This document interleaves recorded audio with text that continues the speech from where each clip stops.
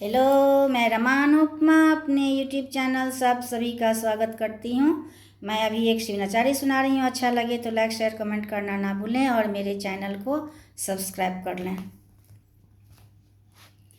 रिझी गेली भवानी भंगिया में, रिझी गेली भवानी भंगिया में, रिझी गेली भवानी भंगिया में हो, भंगिया में रिझी गेली भवानी भंगिया में, रिझी गेली भवानी भंगिया में हो, भंगिया में रिझी गेली भवानी भंगिया में, रिझी गेली भवानी। ओढ़न पहिरन बाघक छाला, सहस साप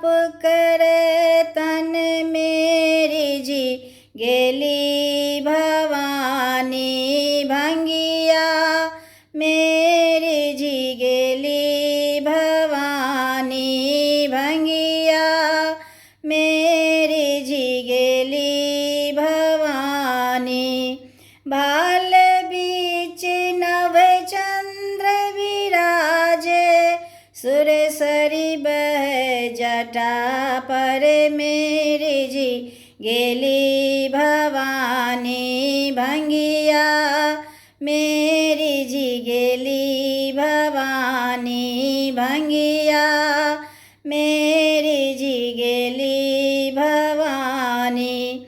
पार्वती के बिन अछियत बे, भक्ति बढ़े शिव शंकर में हो, भक्ति बढ़े शिव शंकर में, रिझी गेली भवानी भंगिया में, रिझी गेली भवानी भंगिया